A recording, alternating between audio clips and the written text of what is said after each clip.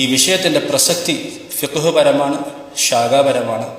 അനുകൂലിച്ചതിൻ്റെ പേരിലോ പ്രതികൂലിച്ചതിൻ്റെ പേരിലോ ആരും അഹ്ലുസുന്നക്ക് അകത്തോ പുറത്തോ ആയിട്ടില്ല എന്ന യാഥാർത്ഥ്യത്തെ ഉൾക്കൊള്ളാൻ തയ്യാറാവുക. അപ്പം ഇനി ചിലർ ചോദിക്കുന്ന വേറൊരു കാര്യമുണ്ട്. ആഘോഷത്തിൽ പങ്കെടുത്തിട്ടില്ല, പക്ഷെ ഭക്ഷണം പള്ളിയിൽ നിന്ന് കൊണ്ടുവന്ന് തന്നു, അത് കഴിക്കാം എന്ന കാര്യത്തിൽ ഒരഭിപ്രായ വ്യത്യാസമില്ല. എന്താ സംശയമുള്ളത്?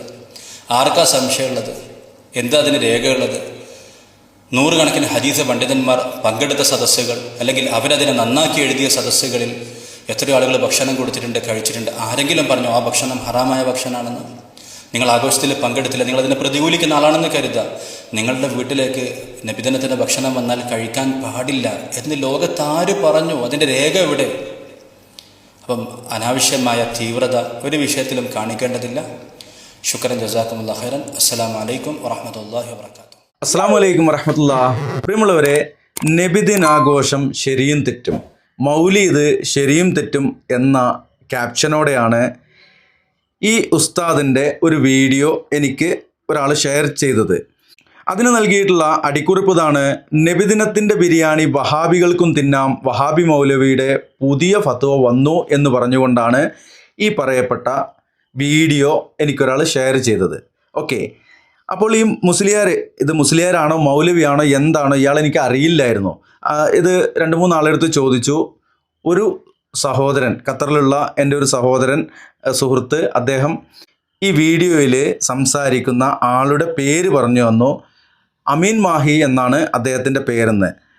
ജസ്റ്റ് യൂട്യൂബിൽ അമീൻ മാഹി എന്ന് അടിച്ചു നോക്കുമ്പോൾ എനിക്ക് മനസ്സിലാക്കാൻ കഴിഞ്ഞത് ഇദ്ദേഹം ഒരു യൂട്യൂബ് മുഫ്തിയാണ്, അല്ലെങ്കിൽ ഒരു സോഷ്യൽ മീഡിയ മുഫ്തിയാണ് എന്നുള്ളതാണ്. ഇൻഷാ അല്ലാഹ് വഴിയെ കാണിക്കാം. അത് വീഡിയോ ഒന്നും നമ്മൾ ഡൗൺലോഡ് ചെയ്തിട്ടില്ല, യൂട്യൂബിൽ അങ്ങനെ കാണിക്കാം. ഇവിടെ ഇദ്ദേഹം പറഞ്ഞ കാര്യം, ഒരാൾ നബിദിനാഘോഷത്തിനെതിരാണ്, പ്രതികൂലം എന്ന് പറഞ്ഞാൽ അതിന് എതിര് നിൽക്കുക എന്നല്ലേ.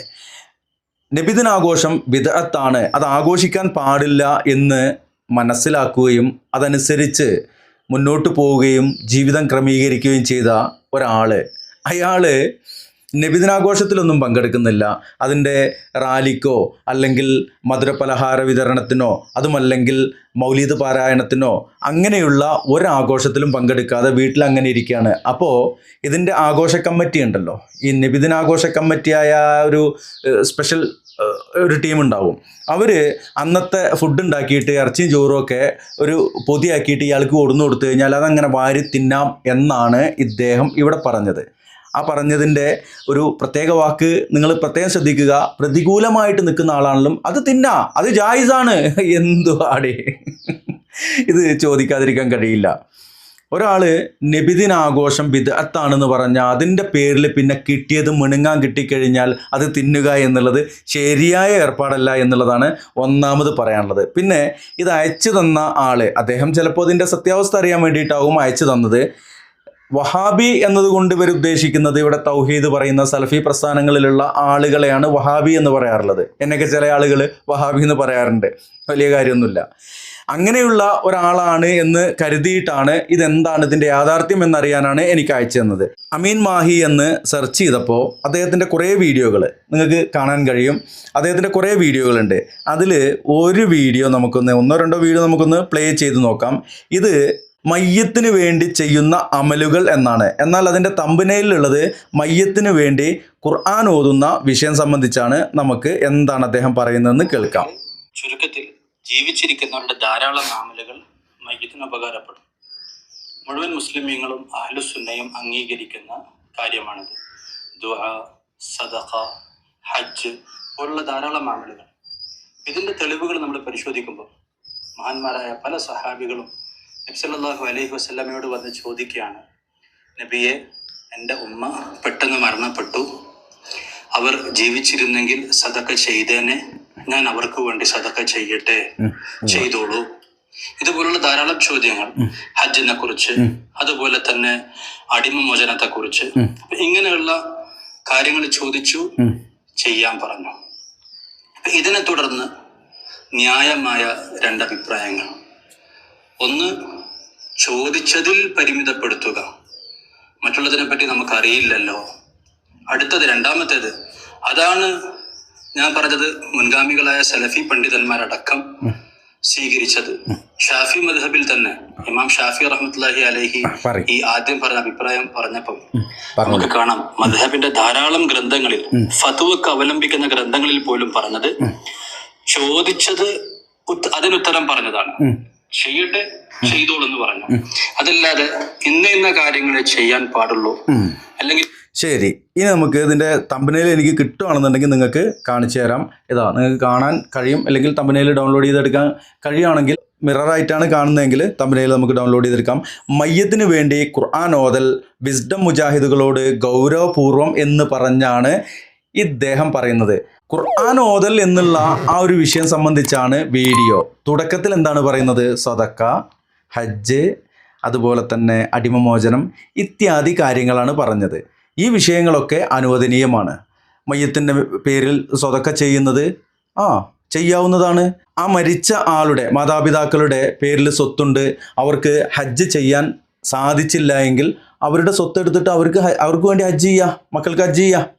അതുപോലെ തന്നെ അടിമമോചനം, അവർക്ക് സ്വത്തുണ്ട്, അവരുടെ പേരിൽ അടിമമോചനം നടത്താം. അതിൻ്റെയൊക്കെ മിസ്ല സവാബ് അള്ളാഹു ഉദ്ദേശിച്ചാൽ അവർക്ക് എത്തിക്കും. അത്രേ ഉള്ളൂ നമുക്കതിൽ മനസ്സിലാക്കാനുള്ളത്. എന്നാൽ ഖുർആൻ ഓതുക എന്ന് പറഞ്ഞാൽ ആ മരിച്ച മനുഷ്യൻ മരണം വരെ ഓതിയ ഖുർആൻ ഓതിയതൊക്കെ അതിൻ്റെ ഉദ്ദേശം അനുസരിച്ച് നിയ്യത്ത് പോലെയുള്ള അമലുകൾ സ്വീകരിക്കപ്പെടുക. ആ നിയ്യത്ത് അനുസരിച്ച് അതിൻ്റെ എന്താണോ അതെല്ലാം അള്ളാഹു അവർക്ക് നൽകും. എന്നാൽ ഞാൻ ഓതുന്ന ഖുർആന് അത് അവിടേക്ക് എത്തണം എന്ന് പറയുന്ന അതായി വാശി പിടിക്കലാണ്. അപ്പോൾ മുജാഹിദ് പ്രവർത്തകർക്ക്, വിസ്ഡം മുജാഹിദ് മൗലവിമാർക്കും പ്രവർത്തകർക്കും അതിൻ്റെ ദായിമാർക്കുമാണ് ഇദ്ദേഹം മറുപടി പറയുന്നത്. അയാളെ വഹാബിയാക്കിയ ആളുകളെ, അയാൾ വഹാബിയല്ല, ഒരു മിഡിൽ ഖുറാഫിയാണ് എന്നുള്ള കാര്യമാണ് എനിക്ക് മനസ്സിലാക്കാൻ കഴിഞ്ഞത്. പ്രിയമുള്ളവരെ, ഷാഫി ഇമാമിന് അദ്ദേഹം ഇവിടെ മറ്റൊരു വിഷയത്തിലാണ് കോട്ട് ചെയ്യുന്നത്. ഇവിടെ ഞാൻ ഇദ്ദേഹത്തെ പറഞ്ഞു സോഷ്യൽ മീഡിയ മുഫ്തിയാണ് അല്ലെങ്കിൽ യൂട്യൂബ് മുഫ്തിയാണെന്ന് പറഞ്ഞു. ഞാനും ആ പണി എടുക്കുകയല്ല. ഇവിടെ ഷാഫി ഇമാം അദ്ദേഹത്തിൻ്റെ ഗ്രന്ഥത്തിൽ വ്യക്തമായി രേഖപ്പെടുത്തിയ ഒരു കാര്യമുണ്ട്. അത് സൂറത്ത് നജ്മിലെ 39-ാമത്തെ ആയത്തെടുത്തുകൊണ്ട് വളരെ വ്യക്തമായിക്കൊണ്ട് പറയുന്നുണ്ട്, ഒരാൾ ചെയ്തത് മറ്റാൾക്ക് കിട്ടൂലെന്ന്. അത് എങ്ങനെ പാർസലാക്കിയാലും കിട്ടൂലെന്ന് പരിശുദ്ധ ഖുർആനിൻ്റെ ആ വീഡിയോ നമ്മൾ ചെയ്യുമ്പോൾ പലതവണ പറഞ്ഞതാണ്. അള്ളാഹുമ്മ ഔസിൽ മിസ്ല സവാബിമ ഖറഅനാഉ മിനൽ ഖുർആനിൽ അലീം എന്നൊക്കെ പറഞ്ഞുകൊണ്ട് ഇനി ബദ്ധം ഏതൊക്കെ മഹ്റജാണ് എൻ്റെ പൊയ്ക്കണെന്നാവേ, ഏതൊക്കെ വാക്കാണ് തെറ്റിക്കണെന്നാവേ കാര്യം. അപ്പം അത് നോക്കിക്കൊണ്ട് ഒരുത്തം നടക്കുന്നുണ്ട്. ആ ഒരു നോട്ടം കിട്ടും സഹോദര നിങ്ങൾക്ക്. പിന്നെയും കുറേ മെസ്സേജ് അയച്ചിരുന്നു, ഒരു വീഡിയോക്കുള്ളതേ ഉള്ളൂ താങ്കൾ എന്നുള്ളത് കൊണ്ട് അവിടെ അവസാനിപ്പിച്ചു. മാന്യമായിട്ട് എൻ്റെ നമ്പറിലേക്ക് വിളിക്കൂ, നമുക്ക് സംസാരിക്കാം, അത് മറ്റുള്ളവർക്കും കേൾപ്പിക്കാം എന്ന് പറഞ്ഞപ്പോൾ അതിന് അദ്ദേഹം തയ്യാറല്ല. പിന്നെ വാട്സപ്പിൽ വിളിക്കും. വാട്സപ്പിൽ വിളിച്ച മറ്റൊരു ഫോൺ വെച്ചിട്ട് ഇങ്ങനെ റെക്കോർഡ് ചെയ്തിട്ട് മറ്റുള്ളവരെ കാണിച്ചിട്ട് അത്ര ഇടങ്ങേറാവണ്ട. നിങ്ങൾ പറയുന്നത് എന്താണ് എന്നുള്ളത് ആ ഒരു ചെറിയ വീഡിയോയിലൂടെ ആളുകൾക്ക് മനസ്സിലായിട്ടുണ്ട്. ഇവിടെ മഹ്റജ് തെറ്റി, അതുപോലെ ഏതെങ്കിലും ഒരു അക്ഷരം അത് പാളി എന്ന് പറയുന്ന ആളുകളെ ഒരിക്കൽ കൂടി ഓർമ്മിപ്പിക്കുന്നു, ഈ മഹ്റജ് തെറ്റുന്ന, ഈ കിതാബ് ഓതി പഠിക്കാത്ത ഞാനാണ് നിങ്ങൾക്ക് പറഞ്ഞു തരുന്നത്. ഇതിൻ്റെ വലിയ അറിവൊന്നുമല്ല, കേട്ട് പഠിച്ചതാണെന്നുള്ളതാണ് പിന്നെ കുറേ ആളുകൾ പറയുന്നത്. കേട്ടിട്ടും അല്ലാതെയും പഠിച്ചുകൊണ്ടേ ഇരിക്കുന്നുണ്ട്. പിന്നെ അറബിയൊക്കെ അറിയുന്ന ആളുകളെയാണോ ഞാൻ തിരുത്താൻ നിൽക്കുന്നതെന്ന്. ലാ ഇലാഹ ഇല്ലല്ലാഹ് മുഹമ്മദ് റസൂലുള്ളാ എന്നുള്ളത് അറബ് വാക്കാണ്. അത് ഒരു മുസൽമാനായ മനുഷ്യൻ അതെന്താണെന്ന് അറിഞ്ഞിരിക്കണം, അല്ലേ? ആ ഒരു ബേസിക് ആയിട്ടുള്ള ആ ഒരു കാര്യമെങ്കിലും അറിഞ്ഞിരിക്കണം. എന്നിട്ട് മമ്പർത്തങ്ങളെ കുട്ടിനെ കൊണ്ടാന്ന് പറഞ്ഞ കഴിഞ്ഞില്ല എൻ്റെ മൂല്യരെ. ലാ ഇലാഹ ഇല്ലല്ലാഹ് എന്നുള്ള കലിമത്തു ഷഹാദ അത് എന്താണ് എന്നും അതിൻ്റെ ഷർത്ത് എന്താണ് എന്നും അതിൻ്റെ ഫർള് എന്താണ് എന്നും ഒക്കെ അറിഞ്ഞിട്ട് അത് ഉച്ചരിക്കുകയും അത് അനുസരിച്ച് ജീവിക്കാൻ പ്രതിജ്ഞ ചെയ്യുകയും അള്ളാഹുവോട് കരാറ് ചെയ്യുകയും ചെയ്തിട്ട് മൊയ്തീൻ ഷെയ്ഖേ എൻ്റെ കുട്ടിയുടെ വേദന ഒന്ന് നിർത്തിക്കൊണ്ട മൊയ്തീൻ ഷെയ്ഖേ എന്ന് പറയുന്ന ആളുകളുമില്ലേ. അപ്പോൾ അറബിയിൽ അതിൻ്റെ അർത്ഥങ്ങൾ കുറേണ്ട് പഠിച്ചിട്ടോ അറബിയുടെ വ്യാകരണവും ഗ്രാമറും മുഴുവൻ കലക്കി കുടിച്ചിട്ടൊന്നും കാര്യമില്ല സഹോദരന്മാരെ. വിശ്വാസം എന്നുള്ളൊരു കാര്യമുണ്ട്. ആ വിശ്വാസം അത് കരകളഞ്ഞതാവുക എന്നുള്ള ഒരു കാര്യമാണ്. എന്തായാലും പ്രിയമുള്ളവരെ, ഈ ഒരു ആദർശം ഞാൻ ഇതിനു മുമ്പ് കണ്ടിട്ടുള്ളത് തബ്ലീഗ് എന്നുള്ള ആ ഒരു ലെവലിൽ ഒക്കെ ആയിട്ടാണ് മനസ്സിലാക്കാൻ കഴിഞ്ഞത്. അദ്ദേഹം തബ്ലീഗുകാരനാണെന്നോ തബ്ലീഗുകാരെല്ലാവരും മോശക്കാരാണെന്നോ ഒന്നുമല്ല. ഇവിടെ പറയാനുള്ളത്, നബിദിനം അത് ആഘോഷിക്കുന്നവർ ആഘോഷിക്കട്ടെ, ഈ കഴിഞ്ഞ മാസത്തിലോ 1.5 മാസം മുമ്പ് നല്ല രീതിയിൽ വിപുലമായിക്കൊണ്ട് പല ഭാഗങ്ങളിലും നബിദിനം ആഘോഷിക്കപ്പെട്ടു. അതുപോലെ തന്നെ അതിന് എതിർക്കുന്ന ആളുകൾ അത് സുന്നത്തിന് വിരുദ്ധമാണ്, സ്വഹാബത്തിൻ്റെ ചര്യയ്ക്ക് വിരുദ്ധമാണ്, മുൻകഴിഞ്ഞു പോയ സലഫുകൾ ആരും തന്നെ അത് ആഘോഷിച്ചിട്ടില്ല എന്നൊക്കെ പറഞ്ഞുകൊണ്ട് അതിനെ എതിർക്കുന്നതും കണ്ടു. എതിർക്കുന്ന ആളുകൾ പിന്നെ ആ ചോറുന്ന നിൽക്കുക എന്നുള്ളത് അതൊരു ശരിയായ ഏർപ്പാടല്ല. ഒന്നാമത് ഇത് അതിൻ്റെ യുക്തിയാണ് പറഞ്ഞത്. ഇനി യുക്തിവാദി എന്ന് വിളിക്കണ്ട, അങ്ങനെയും വിളിക്കുന്നുണ്ട്, ഇസ്ലാമിക് യുക്തിവാദി അത്രപ്പം ഞാൻ. അതൊന്ന്.